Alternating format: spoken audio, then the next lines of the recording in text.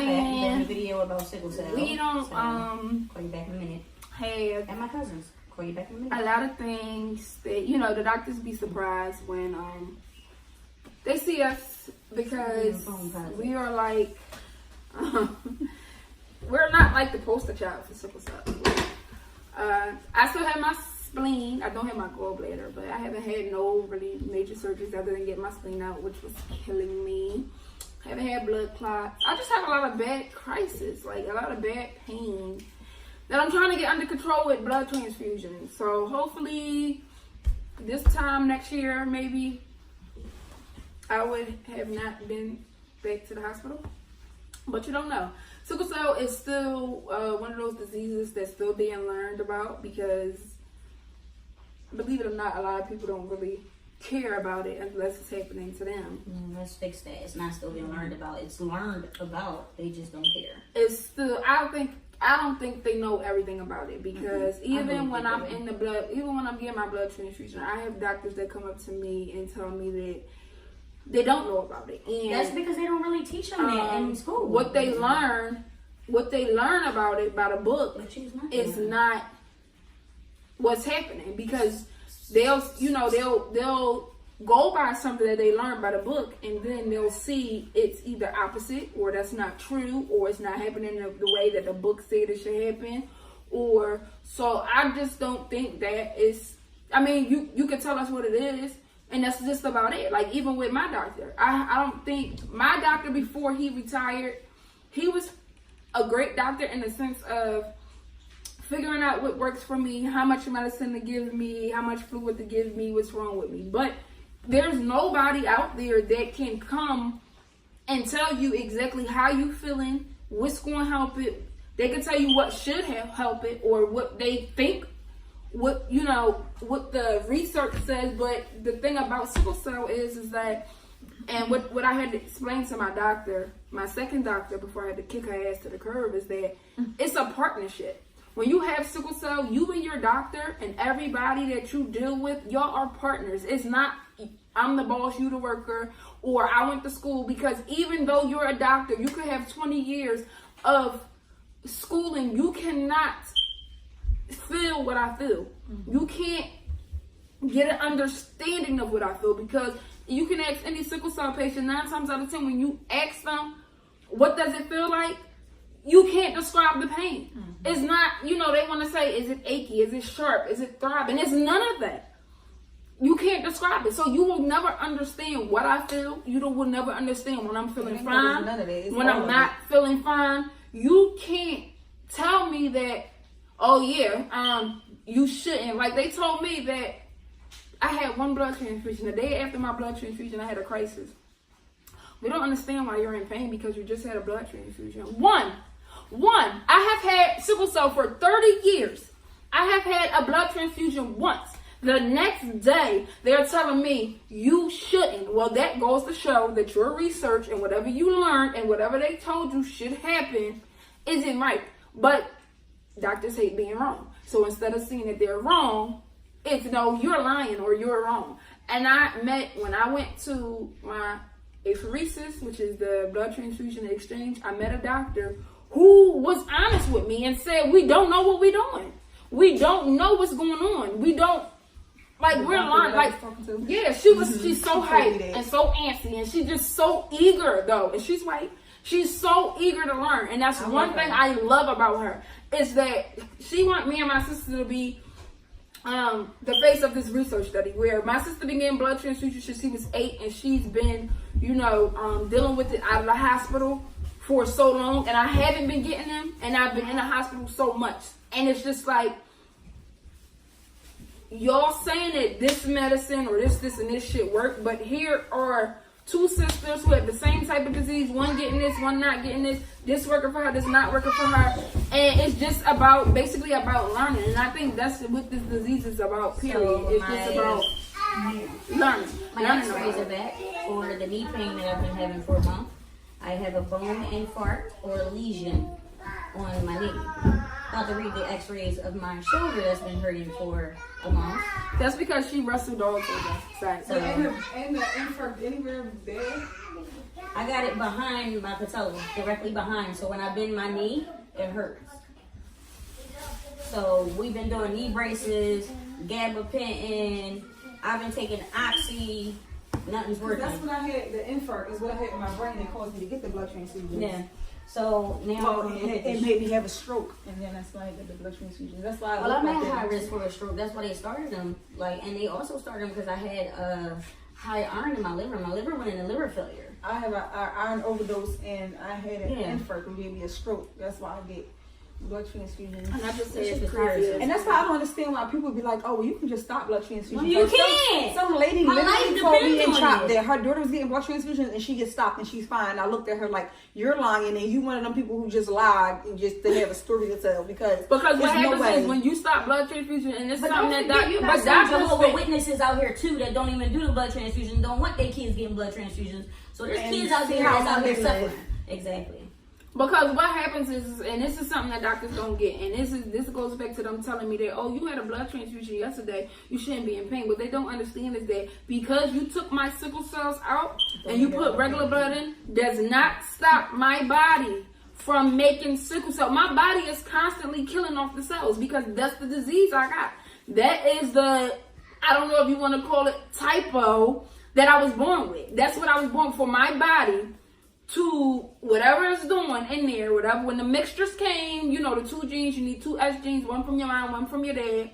My body's going to always make sickle cells. It's going to constantly make sickle cells. So when I get a blood transfusion, guess what? My body is still turning those cells. If you gave me your healthy blood, in 3 weeks, half the cells are going to be dead and they're going to be sickled. That's just how my body works. So you cannot tell somebody that they shouldn't feel pain. They can just stop blood transfusions because that's what. When you stop taking these sickle cells out, where do you think they're going? They're building back up in your body. And that's what people don't. It's kind to me, because I got it, that seems like common sense. My body's not going to stop making sickle cells. Because remember Pat told me that? Yeah. She was like, well, you don't need medicine that much because you shouldn't get sick that much. And then the lady, the hyper lady, I gotta get her name, that's in here to learn about sickle cell, she told me that's a lie. She said that's a theory. That's something that we think, if the sickle cells is not in the body at that time, you shouldn't get pain. Well, I'm here to tell you bone that marrow stimulates. that's a lie because I have a blood transfusion. My S level was 13 and I was in the worst pain of my life. So that's not true. So it's just obvious stuff that they don't want to learn about. It's like when they find something else, they're not constantly trying to find more and more. It's just like, okay, this must be the answer. This must be the answer. You got all this other stuff that's going against it because one person started something, does not mean it's the end. And that's just like, that's the most upsetting and frustrating thing about having this disease because they try to tell you what you should feel, how you should be, where you should be, if you should be hurting, you shouldn't be in pain. It's just something that you can't describe. So if I can't describe and tell you what I'm going through, how can you tell me how to fix it? You can't. You can control it, for a little while. You can help me manage it for a little while, but it's something that's never going to go away, and that's what they don't think. They think that it's something that's like a cure, or we're gonna give you this medicine or give you these transfusions, and then a little bit it's gonna go away. No, not when my body is programmed to be like this for the rest of my life, and it's just frustrating. I look at people when they be like, oh, you only get sick once or twice a year. That's good, and I just look at them like, it's not good because you don't know how many times I get sick in the house. Exactly. How many times I take my medication. I'm sick honestly, I get transfusion every 3 weeks. But it's always at that second week that I have a pain crisis because I need my blood. Yeah. So it's like little aches and pains and little things that bother me. That's why when I thought my knee and my shoulder, I felt like, okay, this is just a little ache and pain. It's going to go away when I get transfused. But that's not the case with this one. Mm-hmm. Most of the time, it's little aches and pains that the transfusion just wipe away. And I'm like, all right, cool. Mm-hmm. But I still have that because I become lethargic. I'm just a mess prior to transfusion. Yeah. And I tell them all the time, I feel like I'm dying prior to transfusion. I'm delivered after transfusion. And they'll probably try to like, if enough people tell them that like, oh, my second week, I feel like they'll try to fix it with pushing your transfusion date up, and I don't want that. Yeah, no, like, so like when they be, you're a good sickle cell patient, then, huh? Yeah. No, I just don't go in the hospital because I feel like I get worse. Like when I went into the hospital and I came out with withdrawal, like when I had to go get my blood transfusions and they use the same cell to flush your vein. I did not want it because you can taste it. It reminds me, you can taste it. I'm just like, oh my gosh, like my body is just like, and I just feel like I can't wait till I go to sleep because I don't want to even taste that, feel it or whatever. But I'm like, I'm sick all the time. So you saying I'm a good sickle cell patient because I get blood transfusions means nothing. Because I'm sick all the time in the house. It's just not on your record. Your record show that I get sick once or twice a year. Yeah. And the thing my life shows that I get sick almost every other day. And it's crazy because although we have the exact same disease, the exact same type, I know so many people who are different. I see people who are sick. That's like, God damn, are you ever well? And I know people, I had hit this one guy up that I follow on Instagram. And I think we went to college together. And I asked him, like, did you get a cure or something? Like, what you doing special? Because I said, or do you not post when you're in the hospital? Because then you got some sickle cell people who don't want to let nobody know that they got sickle cell. And they never post when they're in the hospital. Or they in the hospital so much and they tired of people judging them. They don't never want to post it. So I asked him, I'm like, do you not post it or do you not get sick? Because... And he, he told me his little remedy or whatever. He just was like, I just don't get sick like that no more. So you can have the same exact type, and each person, I can bring you 10 different sickle cell people to be on this show, and everybody look different. Their body take different to it. Some people are on way higher doses of medicine. Some people, can't get blood transfusions. It's one of my close friends. His blood type or whatever don't even allow him to be able to get blood transfusions frequently. Like, it's hard for them to even find him blood to drip in his body, when he needs a blood transfusion. So I'm learning a lot right now. It's a sickle cell. You can have, it's so many complications. That's what people don't understand. It's not just the basics of, okay, your red blood cells is like, but it's so many different complications. Like she said, like you can have a bad heart. It's blood clots in your lungs. It's the oxygen thing. It's the, your levels drop. It's so many complications with sickle cell that F you up. Like, if you really understood the day in the life of a person with sickle cell and what they go through and what they can go through, you would have so much more respect. That would be the last thing you would try to hurt them with. That would be the last thing you'll try to use against them, because you will understand how hard and deep it is. Even though most of us don't get it. You can't hurt me. Like, for something that I've been dealing with and that's what I say. You can't hurt me. With something that's already hurting me. Right. You can't hurt me. Like, niggas pull that shit like, so your dick still little. I was like, bitch, you still ugly. You still can't be. I was you born still with sickle mad. cell. You was born with a little dick. Like, it is what it is. But it's like, I had somebody tell me that's why you that's why you got sickle cell and that's why you dying anyway. Like, I had an ex-boyfriend tell me that's why you got sickle cell, and I told him that's why I'm still living. I'm still living better let me than tell you you. something. My own uncle told me that he was going to spit on me and make my sickle cells bleed. To this day, I don't know what that is. Let me tell you what I don't get. When somebody tell you that's why you're dying, I ask them, what kind of magic potion are you taking that's going to make you stay on this earth forever? Because bitch, you dying too. You just dying in a different way. Exactly. And who said that I'm not going to die before you? I might live till 90. You might die right now walking down the street. So people say the dumbest shit. That's why you dying. Bitch, you're dying too. You not dying? And I had somebody tell me, oh, you always acting like you sick, or you always sick. And I just look at them and I don't even want to explain to you, because you don't know what I'm going through. You don't know my body. You don't know why I'm always tired. You don't know it's because I'm not lazy. I'm not, first of all, I run around with 2 kids all day. I can't be lazy. Yeah. But you don't know that any little thing, my body's not getting as much oxygen. So any little thing makes me tired and drained. Yeah. And if you want to call me lazy or not, first of all, I call that being mature and sick at the same time. I'm sick. I can't do all this stuff. So I don't even argue with people like that. Like, I don't, because you're just ignorant. You don't know nothing. And that's the main reason why I wanted to make this video. Because people are so sexually transmitted ignorant. They are so ignorant. When did you how get you that? get it? How long you had it? Yep. And now the only question, I don't take that as like you being dumb, because people really don't. And it's the people that it affects the most don't know. Oh yeah, my cousin got that, or yeah, my aunt got that. So then that means that the trait is lying somewhere in your family, and your child might be the next one with it. Like a lot of people, almost, I want to say it's a high percentage of people who had a child with sickle cell did not even know they had the trait. My mom and my dad did not even know they had the trait.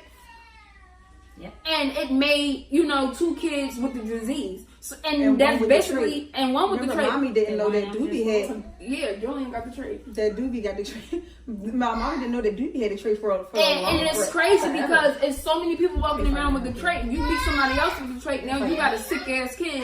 And now you about to go through everything you didn't, oh, I kind of heard. And now you want to be an advocate. So it's like, what she saying? Damn, they're fighting.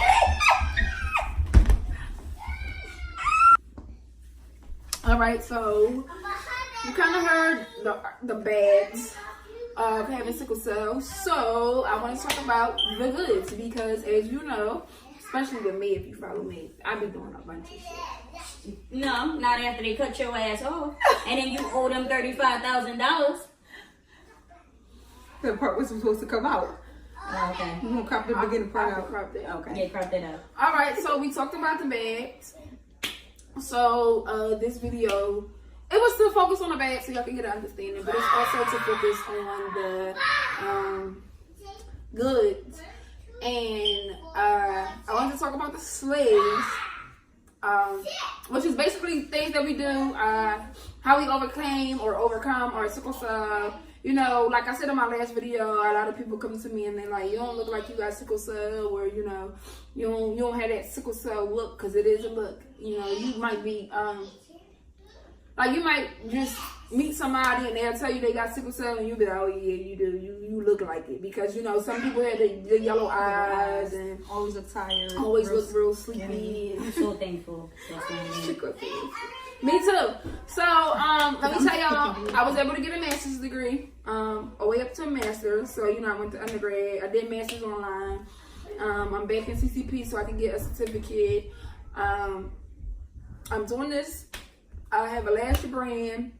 I am putting together a marketing, networking event December 8th at 6:30. It's called Brands and Champagne. It's about all boss women.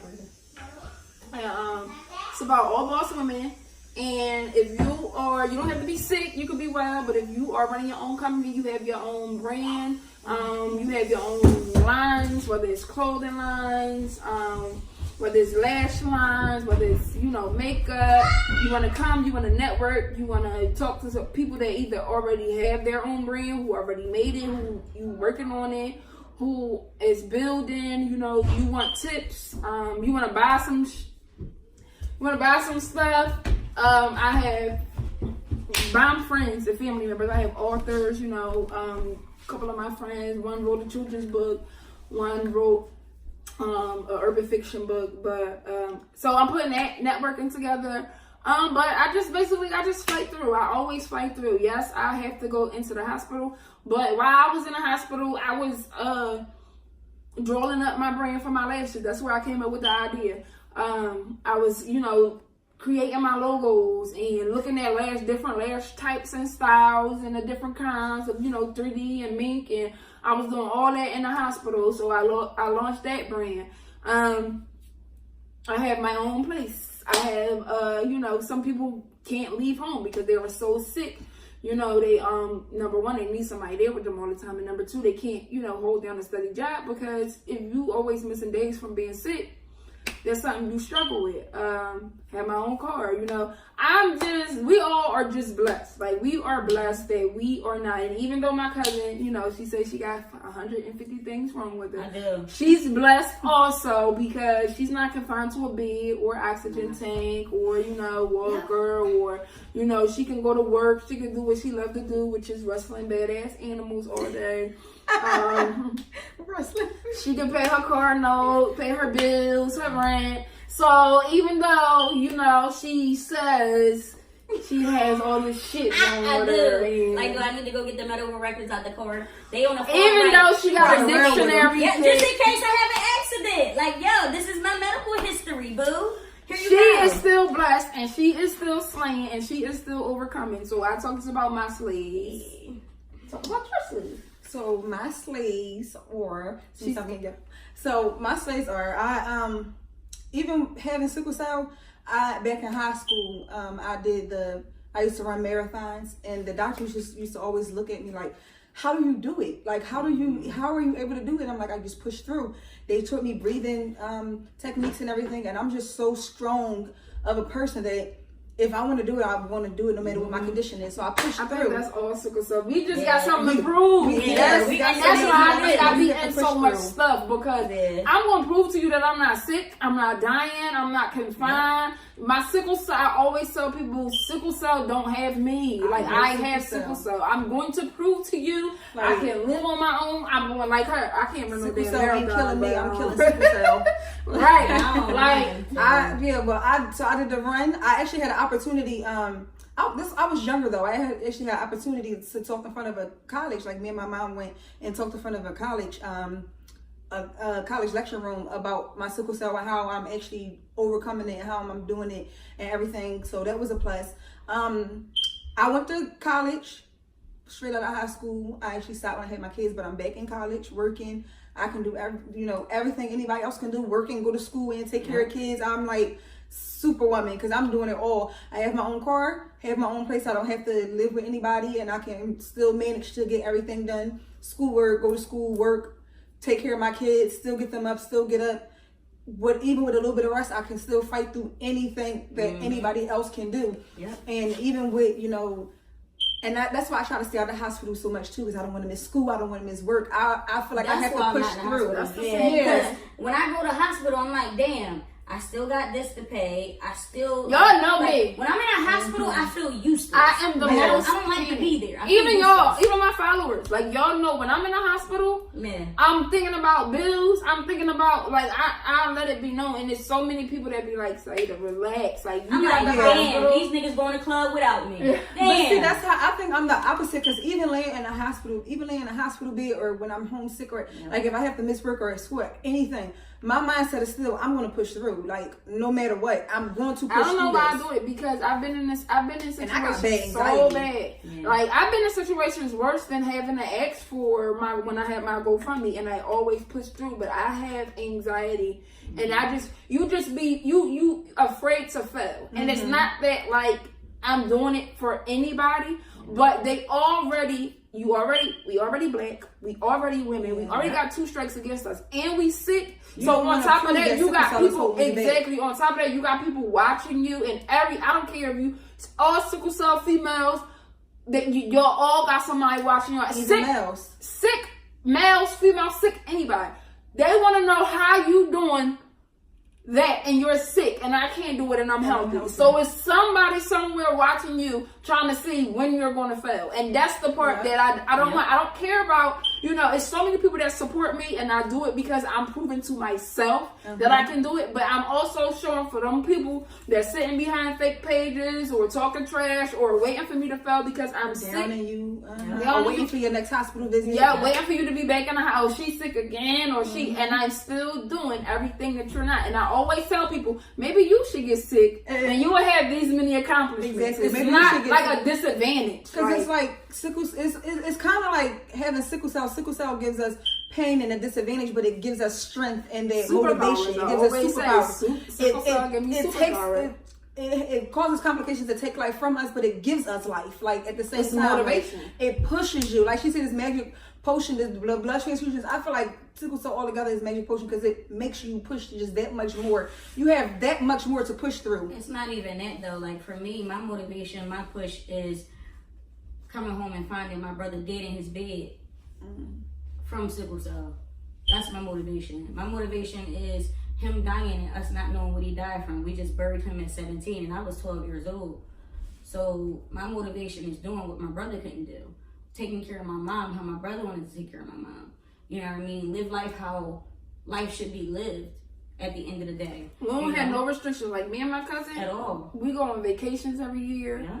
We go out, we party, we drink, we do. You all see my videos, like we live regular. Like I don't. People be, it's family members that call around and is she sick because she drank? Is she sick because she out partying? Because I have sickle cell. Sickle cell does not stop my regular life, and I want people to understand it. So before y'all call around or y'all trying to figure out why I'm getting sick so much and is it my lifestyle, it has nothing to do with that. Sickle cell is just going to be sickle cell, no matter how. You could be the healthiest person, eating healthy, drinking water, exercising, and you're going to be in the hospital. You're going to be sick. Something's going to happen. Yeah.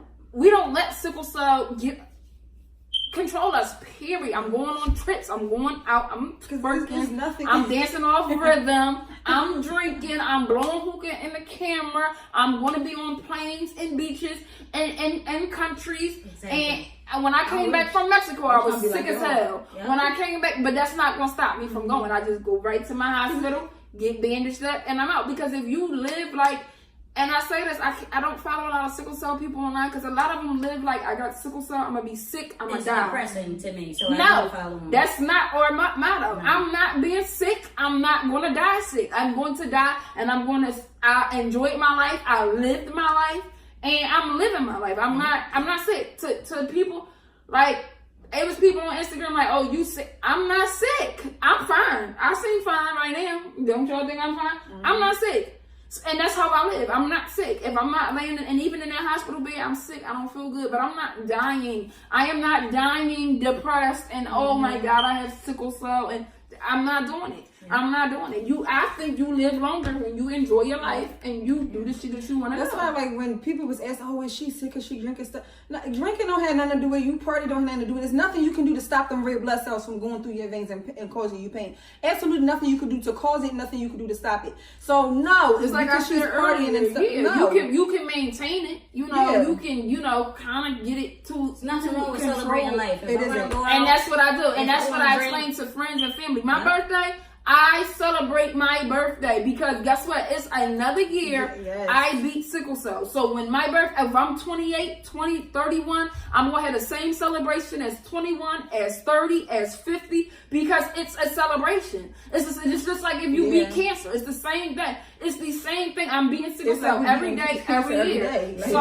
and it's so many accomplishments, so much stuff that we have to be thankful for. So and most of the time, aside from once in a blue moon where we be like, damn, we ain't been on the road, let's go out. When we go out, we happy about something. Yeah. We overcame something. Something happened. Like, we got a new job position. We got more money. We did this new. Yeah. Like, it's when I'm out, I'm not just out partying just because. That might be once in a blue moon. Just best believe when we're out, something good happened. It's a reason why we're out celebrating. Right. So it's like, we're not the typical sickle cell people. And even with, I'm going to keep saying this. My cousin said she got 100 things wrong with her. We still not the typical sickle cell people. So no, we're not going to be confined to a bed or a wheelchair or sick or depressed. They told me. We're going to be living our life. They told me and my brothers back in the day, like, they told us sickle cell patients, this was back when they weren't doing great research. Sickle cell patients do not live past 17. So as a 12-year-old girl watching her brother die at 17, I was like, damn, I'm next. So after that, I constantly just was grateful. I was grateful that I woke up. So when I got to 17, on my 17th birthday, I was the saddest motherfucker on earth. Because at my mind, I'm going with my brother, like it's gonna be peace again. I'm sitting there like, Jesus. what? I'm 17. And every day after that, I was like, oh, I can get used to this because they put so much fear into my heart, so much fear into everybody's kids. I feel like they don't try to give us But at 18, hope. Right. I was about to say, at 18, they gave me a book. At 18, they gave me a book because I was transitioning from a child to adult. And they was like, you should read, you just read this book. I read the book. I read the book, and they told me that sickle cell patients don't live to be 30. Yep. I'm 30 years old, and I'm fine. I'm glad they didn't I'm fine. And guess what? Over. If I die today or tomorrow, I lived the best life that I could, and I didn't die because sickle cell killed me. But this is the type of stuff, and it's like on one hand, okay, you want to prepare people, but at the same time, you're not doing it because of that. Right. You scaring them. Like, be prepared. You know how many people that I have encountered, how many sickle cell patients who said they told my parents I wasn't going to live to see 12. I wasn't going to live past 8. I wasn't going to live past. That's why when I heard it, I actually literally started doing research, and it's people who live to be older, and that's what gave me hope. Like, 80. If I can live to be that age, 68, and they probably was worse off than I am. But back in the day, when it wasn't that much. Let's be frank. The ones that tend to live older are females because the men tend not to care for themselves like they're supposed to.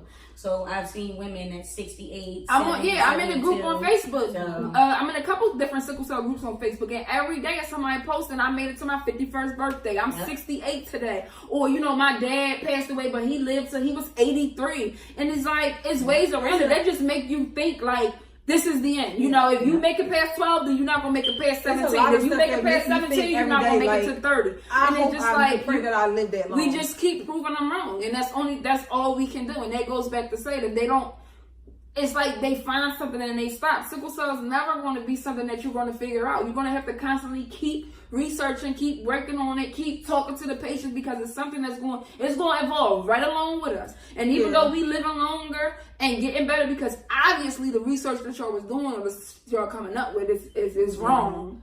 So like always, the first research is never the conclusion. Like it's not, and that's what they don't get. It's not the end. When you find something that's not the end, that's not it. So, like just like when you were saying, we've lost a lot of sickle cell friends. Like, even though we're here today, there's a lot of them that aren't.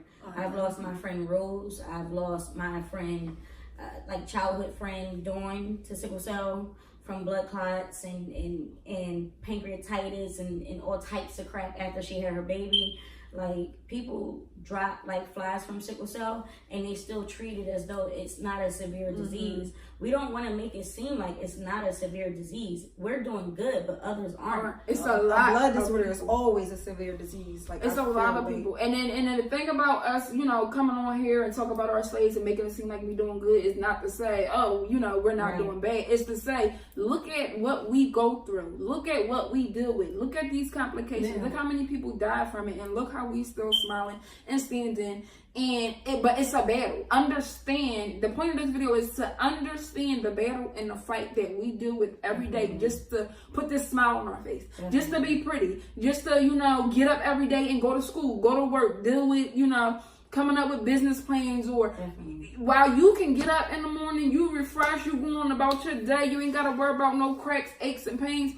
We doing the same thing as you, but we got 100-pound boulders on our backs that we gotta learn to maneuver around the world with, and we gotta learn what medicines to take, or which ways to walk, or which shoes to wear, or which pants how many jackets to put. We gotta think about all this stuff. How heavy your pocketbooks and your book bag could be, just to do the same exact thing that you're doing. So we make it look easy, but understand that it's one of the hardest things that you have to do it, because on top of pains and aches, you get sick. It's deeper than that. It's infections. You walking around and you feel like death, but guess what? Because you already started something, you got to keep going so you can finish it. Yeah. It's like no breaks. And it's like we said, it's like we got something to prove. So we're doing good, but it's so many people that are not. It's so many people that are depressed.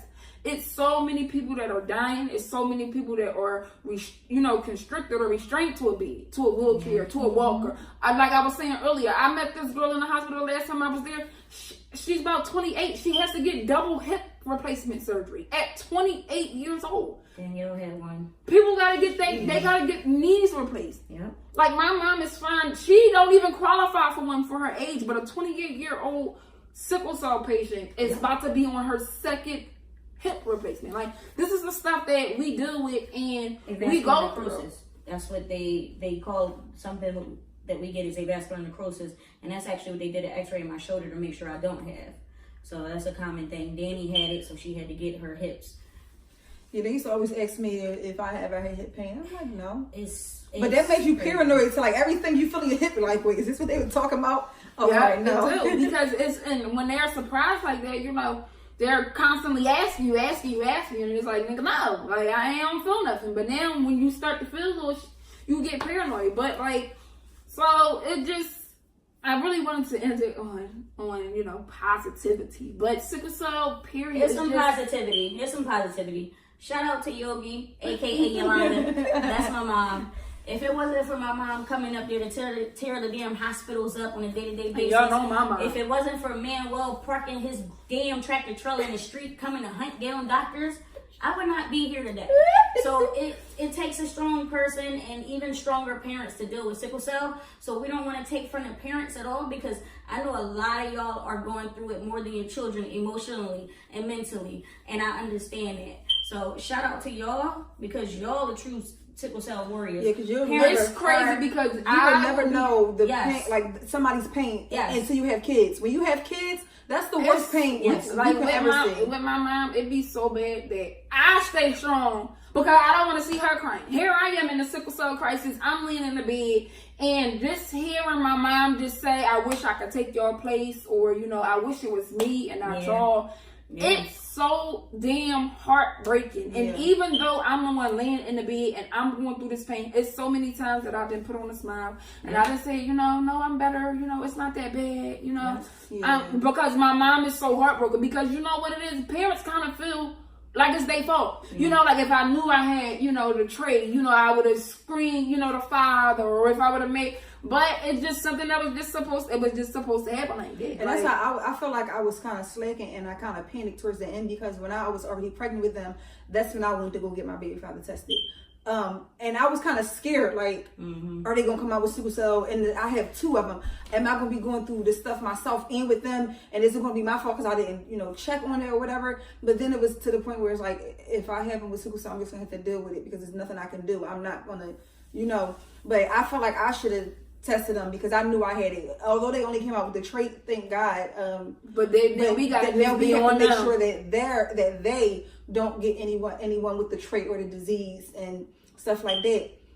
And then, it's just crazy. So like, as a parent, it's like, you always parents. If you think we strong, wait till you see our parents. Yeah. Wait till if y'all got kids. Imagine y'all, you being helpless, and that's how like my mom described it, because you just watching them and you can't do nothing about it. Or when the medicine, the doses isn't high enough. They giving them the strongest thing they can give them. They giving them, they treating them, and they're still crying and screaming in pain, and you can't do nothing about it. But look, so if you think we're strong, how you think we got this strong? We was raised strong. Like we got her mom and my mom are cousins.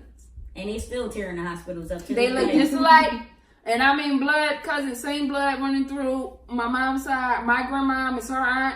It's her mom aunt. Like that's how, close our family line is. And it's like this is how we was raised, to be strong and tough, and we ain't for all that punk shit. So let's end this on a good note.